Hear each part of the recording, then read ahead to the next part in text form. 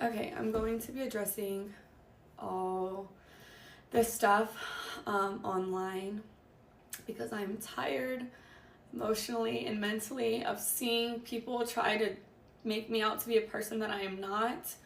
Um, but what's a testimony without a test of faith? So I'm going to start from the very beginning with this my type thing. I got permission from Travis to say these things because these are previously things I didn't want online. But I'm going to tell y'all the full story just so y'all know. So Travis, when he first ever DM'd me, when we first met, I said I left him in my DM for 2 months, and people said, "Oh, she left him in his DM until she figured out who he was."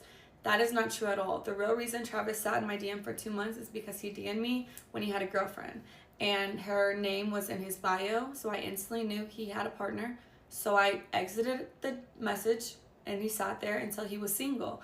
I don't do home wrecking. I'm not a side piece. I don't stand for any of those things. I support women, so I would never do that to another woman because I would never want it done to me. So I ignored him until he was single. That's the real reason he sat in my DM. Then the second thing, when I said he wasn't my type, I did not mean attractiveness. I don't have a physical type, period. No two men that I previously dated look the same. My first one was a white cowboy. Second one was a Mexican soccer player. Then I dated a black man who's a SoundCloud rapper. And then Travis. So I have never dated the same type physically. I don't care about what people look like or what they can give me. I date people for who they are as a person, how they honor God, and how they treat the people around them. And Travis is all the above. So when I said he wasn't my type, I meant because he was younger than me. I had never dated no one younger than me, and he had cheated on his girlfriend. I don't know if your type is cheaters, but mine isn't. So no, he wasn't my type at first off of those two things, but that didn't discredit the fact that I was attracted to him. That's obviously why I gave him a chance.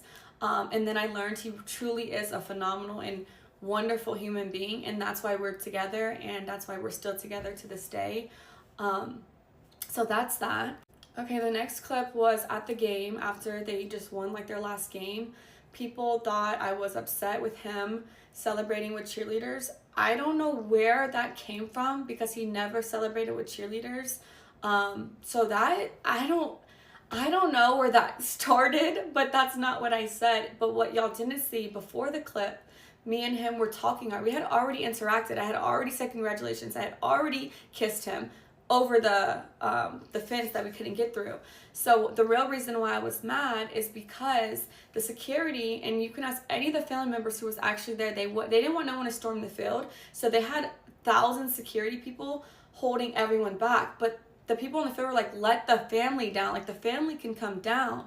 So everyone was going back and forth. I was arguing with the security guard because he wouldn't let no family through, but they let the cheerleaders on the opposing team get through the fences.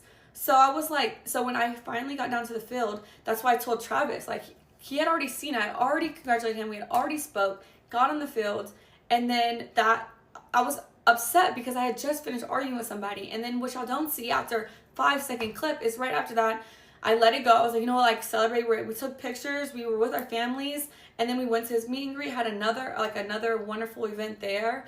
That's all that happened in that. That was literally that. Nothing. It was not deeper than anyone made it out to be. And yeah. Next clip. The Adidas pop-up shop this past weekend.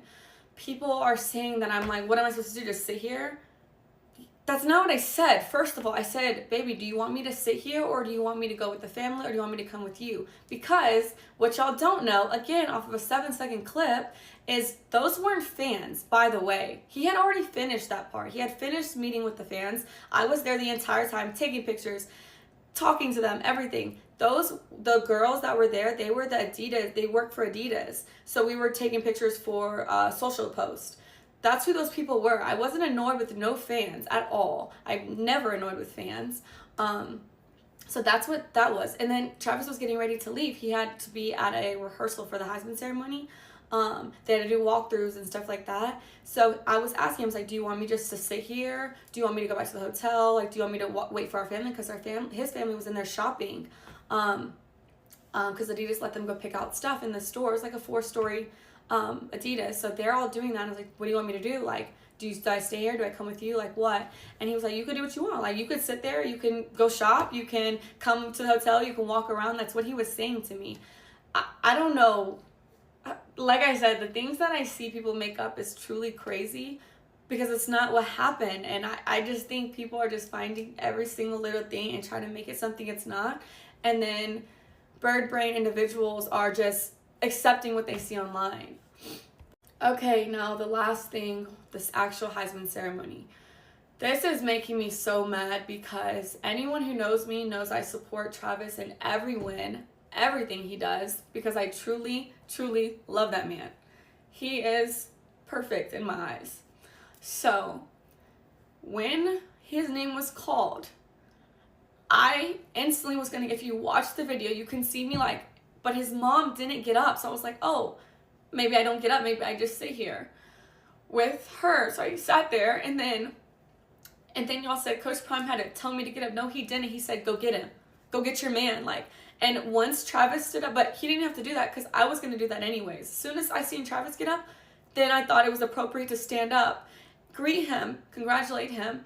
But then there was a camera right in front of Coach Prime, and I knew they were going to film that moment, and because of how people are online, I was like, I don't want to be in that shot, so I'm going to sit down. So I try to sit down so I'm not in the camera while I'm crying. People are going to be like, oh, why is she crying? Like, you know, stuff like that. And so I got out of the camera purposefully so they can have their moment. That's all it was. No one told me to stand up. No one had to tell me to celebrate with him. I was just sitting there crying. I wanted to take it in myself too. I was super excited for him. But I wanted the moment to be about him and his family. And that's another thing. People are like, why did he sit next to her? Why was his mom? We had assigned seats.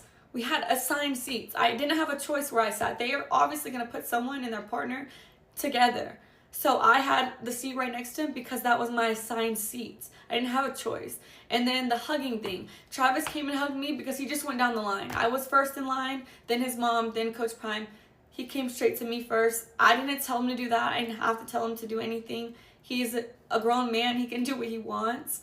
But yeah, everyone is making this crazy narratives in their head. So I just wanted to clear it up. And that is the truth. That's what happens in all those videos.